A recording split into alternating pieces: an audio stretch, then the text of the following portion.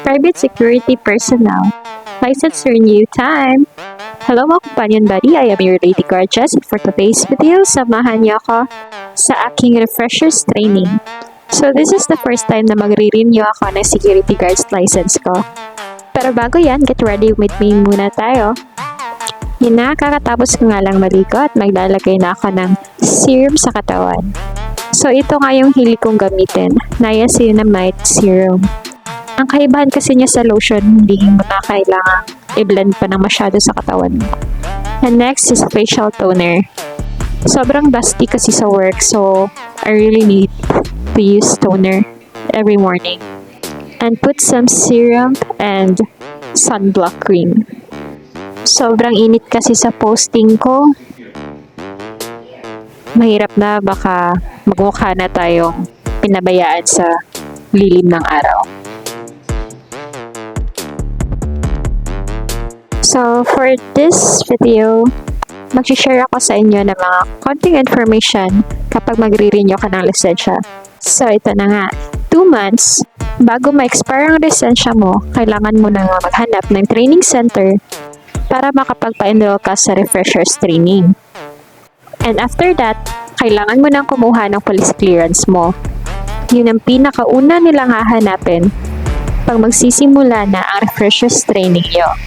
At para nga sa kaalaman ng iba, ang refreshers training ay may bayad. At hindi ito libre, kaya malayo pa lang ay kailangan mo talaga mag-ipon. Dahil medyo mahal din ang mag-renew. Kung ito-total ko lahat ng nagastos ko, it cost me more than 8,000 pesos. Kaya 1 year bago ma-expire ng lisensya mo, bawasan mo na yung sahod mo na tagwa 1,000 para di ka na mahirapan pagdating ng training. So, yung mga documents nga na hihingin ng training center na kailangan yung tatandaan ay 3 lang. First is the police clearance. Second one is your birth certificate from PSA. And lastly, kailangan nila ng photocopy ng iyong old security guards license. Ang RSTCI nga ay isa sa mga solid na training center ng mga security guard dito sa Davao City. So, here's my training journey. This is the day 1 ng aking training. Pero bago nga ako pumunta sa training center, ay nag-jogging muna si Antonio. Ang oras kasi ng training ko ay 8 AM pa. So, nakagising ako ng 6 AM. Kaya napag-isipan kong mag-jogging muna. By the way guys, a little bit information sa sarili ko. Ako yung taong sobrang hilig magpapawis, especially mag-walking at mag-jogging. Every time may vacant time ako, after work, lalo na pag hindi umuulan, ay nagja-jogging ako. Dito nga sa video na to, dito yung favorite place ko na mag-jogging. Malapit nga lang ito sa runway ng Davao City Airport or Bangoy National Airport. Am I right? Sobrang ganda kasi ng tanawin dito, kaya lang may bakuran. So, hindi ko masyado feel. Sa pamamagitan nga ng pagja-jogging, dun ko nga lang feel yung sarili ko. Kasi kapag nasa work tayo mga security guard, tayo-tayo, upo-upo lang eh. Lalo na pag nasa posting ka at gate yung area mo, hindi ka talaga makakaalis doon. So, I'm back na nga sa boarding house ko and I have to get ready. Pero bago yun, nag-TikTok nga muna ako. May konting pasilip pa nga si ante sa tabat chin-chin niya ang katawan.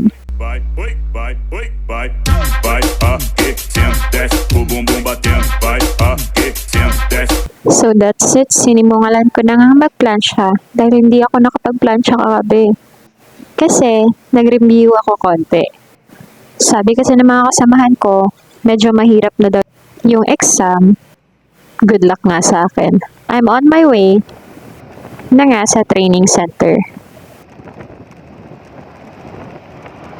20 minutes travel nga galing sa boarding house ko kapag hindi traffic, pero pag traffic, mas lalong tatagal. So, I just arrived at ito yung baba ng RSTCI. At dito naman ang exact room ng RSTCI. So, this is my kasamahan sa work.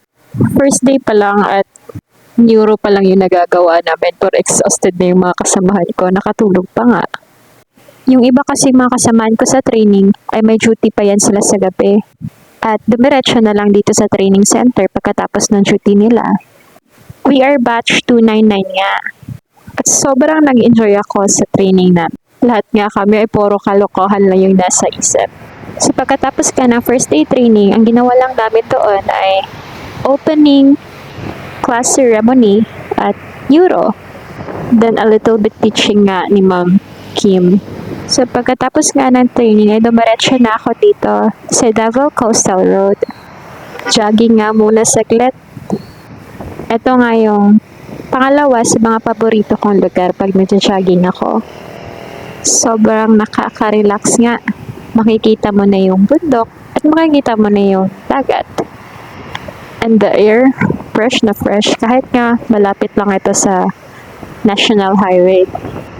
Look at this beautiful mountain. Sobrang nakaka-relax sa mata. Mafe-feel mo talagang tao ka pa pala. Sa work ko kasi, feeling ko, sana akong hayop, charis. Being a security guard, ang baba kasi natingin nila sa atin. Second day sa training. Marksmanship na nga agad. At nandito kami sa Gold Cup. Pagkatapos nga ng firing, ay picture-picture na agad. Medyo masungit ngayon nag-a-assist sa akin kaya hindi na ako nakapagpa-picture ng maayos. Pero okay lang, nag-enjoy nga naman ako. Sa firing nga namin, 520 pesos lang yung nabayaran ko. Then, 4 shots lang. Pagkatapos nga ng training, kain na, tapos exam na. Back to RSTCI. Then boom, congrats! Natapos na nga yung training ko finally. Magkakaibang araw yun pero isahan na lang dito sa video ko. Uy, FYI lang ha, mahirap pala yung exam at kailangan mo talagang maipasa para hindi ka magpabalik-balik. Bago nga umuwi, nag-jogging na naman tayo kasi back to reality, duty na naman bukas. Kung may mga tanong nga naman kayo, huwag kayong mahihiyang mag-PM sa akin. Baka nga makatulong pa ako sa exam nyo. Yun lang at thanks for watching! Pa-like and subscribe na lang din kung nagustuhan mo.